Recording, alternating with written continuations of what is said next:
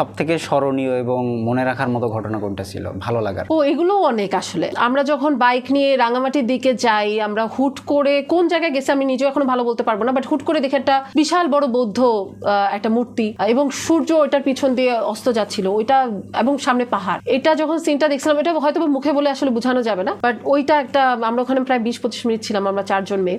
খুব সুন্দর লাগতেছিল যে সূর্যটা পাহাড়ের পিছন দিয়ে মনে হচ্ছে অস্ত যাচ্ছে। এটা একটা সিনারিও। তারপরে স্কুবা ডাইভিং আমি 2বার করছি, মালদ্বীপে একবার হচ্ছে থাইল্যান্ডে। ওইটার একটা আলাদা ফিলিংস আছে, মনে হয় যে একটা আলাদা জগতে।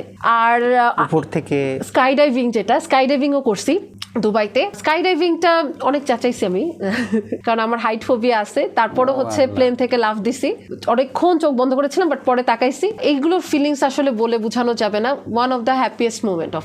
আর হচ্ছে হ্যাপিয়েস্ট মোমেন্টের মধ্যে অনেক কিছুই আছে, যেমন রিসেন্টলি বলতে গত বছর আমি হচ্ছে সাউথ আফ্রিকায় গেলাম। ওখানে দেখলাম যে একটা জিরাফকে খাবলায় একটা সিংহ খাইতেছে আমার সামনে।